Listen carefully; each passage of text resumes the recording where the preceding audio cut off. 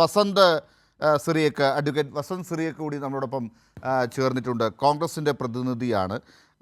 Advocate Vasant സിറിയക്ക്, നമുക്കിതിനകത്ത് രാഷ്ട്രീയം വല്ലാതെ പറഞ്ഞ് അടികൂടേണ്ട ഒരു കാര്യമല്ല. പക്ഷേ സ്വാഭാവികമാണ്, കേരളത്തിലെ അന്തരീക്ഷത്തെക്കുറിച്ചുള്ള കാഴ്ചപ്പാടുകൾ തമ്മിലുള്ള ഒരു സംഘർഷം, സംവാദം തന്നെ ആയിരിക്കും ഈ ചർച്ചയിലും ഉണ്ടാകുക എന്നാണ് ഞാൻ പ്രതീക്ഷിക്കുന്നത്. പക്ഷെ നോക്കൂ, മുഖ്യമന്ത്രി ഇന്ന് ഉദ്ഘാടന വേദിയിൽ, ഈ മവാസോ ഉദ്ഘാടനം ചെയ്ത വേദിയിൽ പറഞ്ഞതിനെക്കുറിച്ച് ഇപ്പോൾ സനോജ് ചൂണ്ടിക്കാട്ടി. തരൂർ അന്ന് അഭിപ്രായപ്പെട്ട കാര്യമാണ് അവിടെ ഒന്ന് എടുത്ത് പറഞ്ഞത്, റെഫർ ചെയ്തത്. അതായത് കോൺഗ്രസിൻ്റെ ഭാഗത്തുള്ളവർ പോലും, തരൂരിനെ പോലെ ചിന്തിക്കുന്നവർ പോലും കേരളത്തെ ഇന്ന് എങ്ങനെ കാണുന്നു എന്നതിലേക്ക്, കേരളത്തിൽ യുവാക്കൾ ഏത് രീതിയിലേക്കാണ് കാര്യങ്ങളെ സ്വപ്നം കാണുന്നത് എന്നതിലേക്ക്, അവിടെ DYFI പോലൊരു സംഘടന ഒരുക്കിയിരിക്കുന്നൊരു പ്ലാറ്റ്ഫോമാണ് ഇന്നത്തെ ചർച്ചയിലേക്ക് കൊണ്ടുവന്ന് എത്തിച്ചിരിക്കുന്നത്. കാണുന്നില്ലേ ഈ വേറിട്ട വഴികൾ വസന്ത്? അല്ല, DYFIയുടെ ഒരു പരിപാടിയെ പറ്റി വിമർശനാത്മകമായി എന്തെങ്കിലും ഈ ചർച്ചയിൽ പറഞ്ഞു പോകാൻ ഞാൻ താല്പര്യപ്പെടുന്നില്ല. അവരൊരു പരിപാടി സംഘടിപ്പിക്കുന്നു, നല്ല കാര്യം. യൂത്ത് കോൺഗ്രസ് നാളെ പരിപാടികൾ സംഘടിപ്പിക്കാം, DYFIക്ക് സംഘടിപ്പിക്കാം, ഏത് യുവജന സംഘടനകൾക്കും അത് സംഘടിപ്പിക്കാം. അത് തെറ്റൊന്നുമില്ല, നല്ല കാര്യം. പക്ഷെ ഇന്ന് മുഖ്യമന്ത്രിയുടെ പ്രസംഗത്തെ വിമർശനാത്മകമായി കാണേണ്ടതായി വരും. അതിനെപ്പറ്റി പറഞ്ഞു പോകാൻ മാത്രമാണ് ഈ ചർച്ചയിൽ ഞാൻ സമയമെടുക്കുക. ഒരിക്കലും DYFI ഒരു പരിപാടി നടത്തിയതിനെ നമ്മൾ വിമർശിപ്പിക്കേണ്ട കാര്യമില്ലല്ലോ. അവർ വേറിട്ട കാഴ്ചകളുമായി നല്ല വഴിയിലേക്ക് വന്നാൽ നമ്മൾ അതിനെ ശ്ലാഘിക്കുകയാണ് വേണ്ടത്. നോക്കൂ, അങ്ങയുടെ ചർച്ചയുടെ ടൈറ്റിലും മുഖ്യമന്ത്രിയുടെ പ്രസംഗത്തിന്റെ തുടക്കഭാഗവും പറയുന്നത് ഇതൊരു വേറിട്ട കാഴ്ചയാണ് എന്നാണ്. സത്യമാണ്. DYFIയെ സംബന്ധിച്ച് സാധാരണ നമ്മൾ ഈ ചുമപ്പൻ നാട എന്ന് പറയുന്നത് പോലെ എല്ലാ സംരംഭങ്ങളുടെ മുമ്പിൽ ചുമപ്പൻ കൊടിയുമായി ഇറങ്ങി നിൽക്കുന്നതല്ലാതെ എവിടെയെങ്കിലും സംരംഭങ്ങളെ സഹായിക്കുന്ന രീതിയിൽ നിലപാട് DYFI സ്വീകരിക്കുന്നത് വേറിട്ടതാണ്. അതുകൊണ്ട് തന്നെ ഈ മവാസോ എന്ന് പറയുന്ന പരിപാടി നമ്മളെല്ലാവരെയും സംബന്ധിച്ച് വേറിട്ട കാഴ്ച തന്നെയാണ്. DYFI ഇങ്ങനെയൊക്കെ ചെയ്യുമോ എന്ന് എല്ലാവർക്കും ഒരു കൗതുകം ഉണ്ടാകാം. അത് മുഖ്യമന്ത്രിക്കും ഉണ്ടായി, അങ്ങേക്കും ഉണ്ടായെന്ന് ഞാൻ പ്രതീക്ഷിക്കുന്നു, എനിക്കുണ്ടായി. കാര്യം, ചില DYFI നേതാക്കളെയും കേരളത്തിലെ വലിയ സംരംഭങ്ങളെ പറ്റി ഞാൻ പറഞ്ഞു പോകാം. ഒന്ന് കൊച്ചി മെട്രോയാണ്. കൊച്ചി മെട്രോയുടെ സമയത്ത് അന്നത്തെ DYFI നേതാവ്, ഇന്നത്തെ വ്യവസായ വകുപ്പിന്റെ മന്ത്രി, ഈ പരിപാടിയുടെ ഉദ്ഘാടന വേദിയിൽ ഉണ്ടായിരുന്ന രാജീവ് എന്താണ് നിലപാട് സ്വീകരിച്ചതെന്ന് നമ്മൾ കണ്ടതാണ്. ഗെയിൽ പൈപ്പ് ലൈൻ ആണ് രണ്ടാമത്തെ പദ്ധതി. ഇതേ DYFI നേതാവ്, ഇതേ രാജീവ്, മണ്ണിനടിയിലെ ബോംബാണ്, ഇതാ ഞങ്ങൾക്ക് ഉറങ്ങാൻ സാധിക്കുന്നില്ല എന്ന് പറഞ്ഞുകൊണ്ട് അതിനെതിരെ സമരം നടത്തുകയും പിന്നീട് മന്ത്രിയായപ്പോൾ അതേ പദ്ധതി ഉദ്ഘാടനം ചെയ്യുകയും ചെയ്തത് നമ്മൾ കണ്ടതാണ്. മറ്റൊരു DYFI നേതാവ് ഇതേ എറണാകുളത്തു നിന്നുള്ള S. ശർമ്മയാണ്. ഈ ശർമ്മ മുൻപ് MLA ആയിരുന്നു. അദ്ദേഹം കൊച്ചി വിമാനത്താവളവുമായി ബന്ധപ്പെട്ട് ലീഡർ K. കരുണാകരനും അന്നത്തെ സർക്കാരും മുമ്പോട്ട് പോകുമ്പോൾ എന്റെ നെഞ്ചത്തുകൂടി അല്ലാതെ ഇവിടെ വിമാനം എന്ന് പറഞ്ഞ് വലിയ ആവേശത്തോടു കൂടി സമരം ചെയ്ത ആളാണ്. പിന്നീട് അദ്ദേഹം ഇടത് സർക്കാർ വന്നപ്പോൾ ഇടത് സർക്കാരിന്റെ പ്രത്യേക പ്രതിനിധിയായി സിയാലിന്റെ ബോർഡംഗമായി, ഡയറക്ടർ ബോർഡംഗമായി എന്ന കാഴ്ചയും നമ്മൾ കണ്ടതാണ്. ഇനി കിൻഫ്ര, ഇൻഫോ പാർക്ക്, ഇങ്ങനെ തുടങ്ങി എത്രയെത്രയോ പദ്ധതികൾ, ആ പദ്ധതികളുടെ എല്ലാം മുമ്പിൽ DYFI ഉണ്ടായിരുന്നു സമരവുമായി. അങ്ങ് കണ്ടിട്ടില്ലേ? അവിടെ നിന്ന് മാറി DYFI ഇതാ സംരംഭങ്ങളെ ഞങ്ങൾ സഹായിക്കുന്ന നിലപാടാണ് സ്വീകരിക്കുന്നതെന്ന് പറഞ്ഞാൽ അതിനെ തീർച്ചയായും സ്വാഗതം ചെയ്യേണ്ടതാണ്. ഞാൻ അതിനെ സ്വാഗതം. പക്ഷേ ഇതിനൊരു മറുവശം കൂടി നിങ്ങളിപ്പോ പറഞ്ഞ കാര്യങ്ങളെക്കുറിച്ച് സനോജ് മറുപടി പറയും, നമുക്ക് നോക്കാം. ഇവിടെ ഇതിനൊരു മറുഭാഗം കൂടി ഇപ്പോൾ കാണുന്നുണ്ടല്ലോ. അതായത് നിങ്ങളുടെ കേരയിൽ പോലെയുള്ള കാര്യങ്ങൾക്കെതിരെ മറ്റ് വികസന കാര്യങ്ങൾ എന്ത് കേരളത്തിൽ ആര് കൊണ്ടുവന്നാലും ഇപ്പോൾ നിങ്ങൾ ഇറങ്ങി തിരിച്ചിരിക്കുന്ന ഒരു രീതി, അതിപ്പോൾ ഇവിടെ ആവശ്യമില്ല എന്നുള്ള തരത്തിൽ നിങ്ങൾ കാണിക്കുന്നത്, വികസന വിരുദ്ധരാണ് നിങ്ങളെന്ന് ജനങ്ങളെ കൊണ്ട് ഇപ്പോൾ പറയിക്കുന്നൊരു അവസ്ഥ. നേരെ തിരിച്ച് അവരിപ്പോൾ മറ്റൊരു രീതിയിലേക്ക് ആയിട്ടുണ്ട് എന്നുള്ളതും നിങ്ങൾ പറയുന്നതും ഞാൻ കണക്കിലെടുക്കുന്നു. അത് അവർ പറയട്ടെ മറുപടി, അതിന് കാരണം എന്താണെന്നുള്ളത്. പക്ഷെ നിങ്ങളിവിടെ മാറിയിരിക്കുന്നു, ഇപ്പുറത്തെ സ്ഥിതി താഴോട്ടായിരിക്കുന്നു.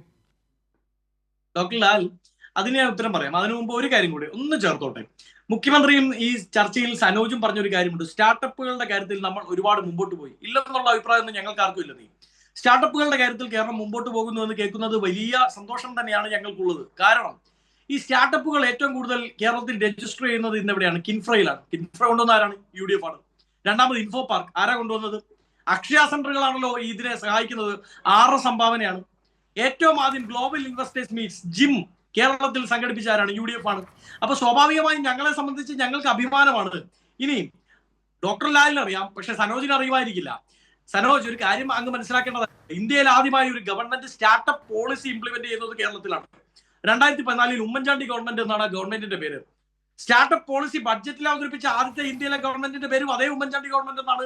അതും കേരളത്തിൽ നിന്ന് തന്നെയാണ്. നിങ്ങൾക്കും അഭിമാനിക്കാം കേട്ടോ. പക്ഷെ വസന്ത് അവിടെയും ഒരു കാര്യം, അന്ന് ഉമ്മൻചാണ്ടി സർക്കാർ ഇറങ്ങിപ്പോകുമ്പോൾ 300 സ്റ്റാർട്ടപ്പുകൾ ഉണ്ടായിരുന്നിടത്താണ് ഇപ്പോൾ അതിൻ്റെ എത്ര മടങ്ങാണ് ഇപ്പോൾ സ്റ്റാർട്ടപ്പുകളുടെ എണ്ണം എന്നുള്ളത് താങ്കൾ തന്നെ നേരത്തെ പറഞ്ഞ കണക്ക്.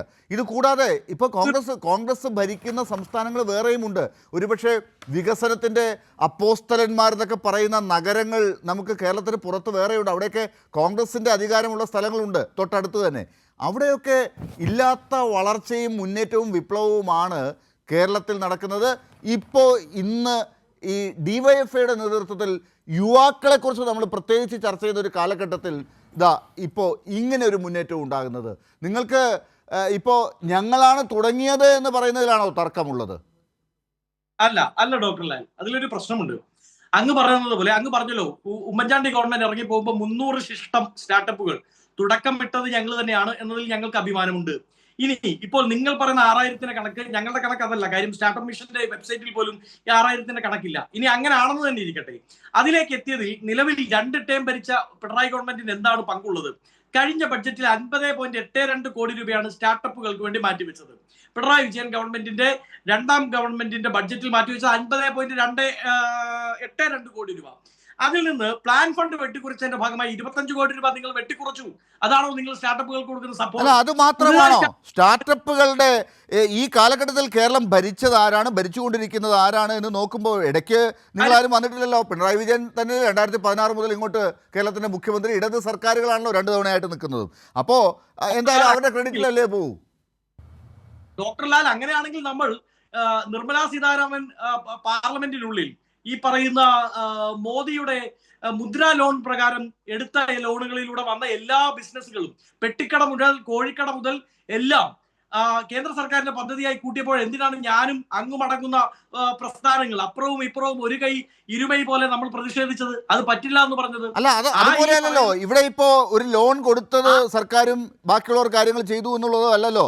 സർക്കാരിന്റെ സ്റ്റാർട്ടപ്പ് നയം, ആ സർക്കാരിന്റെ കൂടെ നിൽക്കുന്ന സംവിധാനങ്ങളൊക്കെ, സ്റ്റാർട്ടപ്പിന് വേണ്ടി നിൽക്കുന്ന ഒരു സംവിധാനം, വ്യവസായ വകുപ്പിൻ്റെ പ്രോത്സാഹനം, മറ്റ് വകുപ്പുകൾ ഇത്തരം രാജ്യാന്തരമായി തന്നെ അല്ലെങ്കിൽ അന്താരാഷ്ട്ര തലത്തിൽ തന്നെ കേരളത്തിലെ യുവാക്കൾക്ക് മുന്നോട്ട് പോകാൻ ഉന്നത വിദ്യാഭ്യാസ വകുപ്പാണെങ്കിൽ, ടൂറിസം വകുപ്പാണെങ്കിൽ, ആരോഗ്യ വകുപ്പാണെങ്കിൽ ഒക്കെ എടുക്കുന്ന നയങ്ങൾ, അവരുടെ പരിപാടികൾ, ഇതൊക്കെ ഇതിനോട് ചേർന്ന് നിൽക്കുന്നു. പിണറായി വിജയൻ സർക്കാരാണ്, പിണറായി വിജയനാണ് ഉദ്ഘാടനം ചെയ്യുന്നത് ഇന്നത്തെ പരിപാടി പോലും.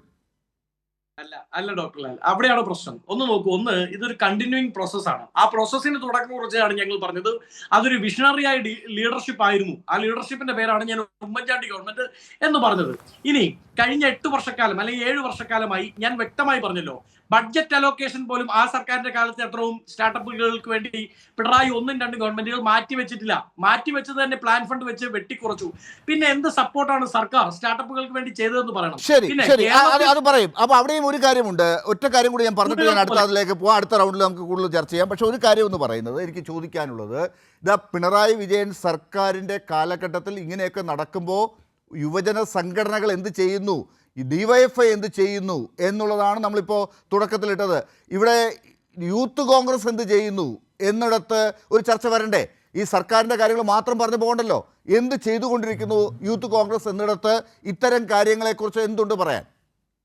2 കാര്യങ്ങൾ. ഒന്ന്, ഈ സ്റ്റാർട്ടപ്പുകൾ കൂണുകൾ പോലെ ഉണ്ടായി വരുന്നത് ഒരിക്കലും എന്താണ് പറയുന്നത്, കേരളത്തിൽ ഉണ്ടായി വരുന്നതിന്റെ പൂർണ്ണ ക്രെഡിറ്റ് ഒരു സർക്കാരിനും അവകാശപ്പെട്ടതല്ല. ഒന്ന്, നമ്മളുടെ മാൻ പവർ, നമ്മളുടെ യൂത്ത് പവർ, അത് വലിയതാണ്.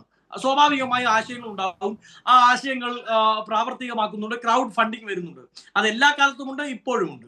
ഇനി അങ്ങ് ചോദിച്ചതുപോലെ യൂത്ത് കോൺഗ്രസിന്റെ നിലപാട് എന്താണ് എന്ന് ചോദിച്ചാൽ, ഞങ്ങളെ സംബന്ധിച്ച് ഞങ്ങൾ പറഞ്ഞല്ലോ, ഞങ്ങളുടെ പഴയ യൂത്ത് കോൺഗ്രസ് നേതാക്കളാണ് അധികാരത്തിൽ ഇരുന്നപ്പോൾ സ്റ്റാർട്ടപ്പ് പോളിസിയും സ്റ്റാർട്ടപ്പ് മിഷനും. തർക്കമില്ല വസന്ത്, ഉമ്മൻചാണ്ടിയെ ഞാൻ തർക്കിച്ചില്ല, ഞാൻ പറഞ്ഞില്ല ആ സർക്കാർ അങ്ങനെ ചെയ്തില്ല എന്ന് ഞാൻ പറഞ്ഞില്ല. പക്ഷേ ഇന്നത്തെ യൂത്ത് കോൺഗ്രസിന്റെ നേതൃത്വം എന്ത് ചെയ്യുന്നു? അവർ ഇതുപോലെ ഒരു പരിപാടി എന്തുകൊണ്ട് ആസൂത്രണം ചെയ്യുന്നില്ല? മറ്റെന്തെങ്കിലും പുതിയ ആശയമുണ്ടോ? നിങ്ങൾ ഇതിൽ നിങ്ങളുടെ കൂടെ ഉള്ളവർ പോലും അങ്ങനെ ഒരു സംവിധാനം ഇല്ലാത്തത് കൊണ്ട് നിങ്ങൾക്ക് വോട്ട് ചെയ്യുന്ന ആളുകൾ പോലും ഡിവൈഎഫ്ഐയുടെ ഈ സംവിധാനത്തിൽ പോയി രജിസ്റ്റർ ചെയ്തു എന്നാണ് ഞാൻ കേട്ടത്. ഇപ്പോൾ അല്ല, ഞാൻ ചോദിക്കാം, ഡിവൈഎഫ്ഐയുടെ സംവിധാനമല്ലോ ഇത്, സർക്കാർ നേരിട്ട് നടത്തേണ്ട കാര്യമാണ്. അത് ഡിവൈഎഫ്ഐ ഏറ്റെടുത്ത് നടത്തുന്നു. ഞങ്ങളെ സംബന്ധിച്ച് ഞങ്ങളുടെ ഇന്നർ സർക്കിൾ, ഇന്നർ സംവിധാനത്തിനുള്ളിൽ പുതിയ ആശയങ്ങളുമായി വരുന്നവരെ ഞങ്ങൾ സപ്പോർട്ട് ചെയ്യാറുണ്ട്. അത് ഞങ്ങൾ കൊട്ടിഘോഷിച്ച് നടത്തേണ്ട കാര്യമില്ല. ഞങ്ങൾക്ക് അവിടെ ഒരു PR എക്സസൈസിന്റെ സ്കോപ്പില്ല, അതിന്റെ ആവശ്യവുമില്ല. ഞങ്ങൾ കഴിഞ്ഞ 10 വർഷക്കാലമായി കേന്ദ്രത്തിലും സംസ്ഥാനത്തും പ്രതിപക്ഷത്തിരിക്കുന്ന കക്ഷിയാണ്. ഞങ്ങളെ സംബന്ധിച്ച് ഒരു സ്റ്റാർട്ടപ്പുമായി വരുന്ന ഒരാൾക്ക് ചെയ്തു കൊടുക്കാൻ പറ്റുന്ന കാര്യങ്ങൾക്ക് പരിമിതികളുണ്ടാവും. അപ്പൊ സ്വാഭാവികമായും ഞങ്ങളെ കൊണ്ട് പറ്റുന്ന രീതിയിൽ ഞങ്ങൾ കാര്യങ്ങൾ ചെയ്യുന്നു. ശരി, അപ്പൊ ഇതിനുവേണ്ടി തയ്യാറായി വരുന്നവരെ നിങ്ങൾക്ക് പ്രോത്സാഹിപ്പിക്കാനെങ്കിലും എന്തെങ്കിലും ചെയ്തുകൂടെ? കുറഞ്ഞ പക്ഷം കേരളത്തിൽ ചില പദ്ധതികൾ വരുന്നതിനെ തടസ്സപ്പെടുത്താതിരിക്കുക. നിങ്ങളുടെ ചില പ്രസ്താവനകൾ ചില മാധ്യമങ്ങൾ പറയുന്നതിനൊപ്പം നിന്ന് നിങ്ങൾ പറയുന്ന കാര്യങ്ങൾ, അല്ലെങ്കിൽ നിങ്ങൾ പറയുന്നതിനൊപ്പം ചില മാധ്യമങ്ങളിൽ നിന്ന് പറയുന്ന കാര്യങ്ങൾ, കേരളത്തിൽ ഒന്നും നടക്കില്ല, കേരളം നമ്പർ 1 അല്ല, ശശി തരൂർ പറഞ്ഞതുപോലും കണക്ക് തെറ്റാണ്, അദ്ദേഹത്തിന് അറിയാത്തതുകൊണ്ടാണ്, അദ്ദേഹത്തെ വിലക്കണമെന്ന് പറഞ്ഞാൽ, നിങ്ങൾ യൂത്ത് കോൺഗ്രസ് ചെയ്ത ഒരു പരിപാടി എന്താണെന്നറിയോ? ഈ ശശി തരൂരിൻ്റെ വീട്ടിലേക്ക് മാർച്ച് നടത്താൻ പോയത്. ഡോക്ടർ ലാൽ, അതിലൊരു പ്രശ്നമുണ്ട്. ഇന്ന് മുഖ്യമന്ത്രി തന്നെ അത് തിരുത്തി. അതായത് ഡോക്ടർ തരൂർ പറഞ്ഞത് P. രാജീവിനെ ഉദ്ധരിച്ചുകൊണ്ടാണ്. P. രാജീവിനെ ഉദ്ധരിച്ചുകൊണ്ട് ഡോക്ടർ തരൂർ പറഞ്ഞെന്താണ്? കേരളം സ്റ്റാർട്ടപ്പുകളുടെ കാര്യത്തിൽ നമ്പർ 1 ആയി. ഇന്ന് മുഖ്യമന്ത്രിയുടെ പ്രസംഗം അങ്ങ് സസൂക്ഷ്മം വീക്ഷിച്ചിട്ടുണ്ട് എന്ന് ഞാൻ പ്രതീക്ഷിക്കുകയാണ്. മുഖ്യമന്ത്രി പറഞ്ഞത് എന്താ? നമ്മൾ ബെസ്റ്റ് പെർഫോമറായി. അതിലും തെറ്റുണ്ട്. കേരളം ബെസ്റ്റ് പെർഫോമർ അല്ല, ബെസ്റ്റ് പെർഫോമേഴ്സിൽ ബെസ്റ്റ് എന്നല്ല പറഞ്ഞത് സർ, ടോപ്പ് പെർഫോമർ. ടോപ്പ് എന്ന് പറഞ്ഞാൽ മുകളിലാണ്, ഏറ്റവും മുകളിലേക്ക് എത്തുന്നു, ഇന്നുള്ളതിൽ വെച്ച് മുകളിലേക്ക് എത്തുന്നു. അതാണ്. ഞാൻ വരാം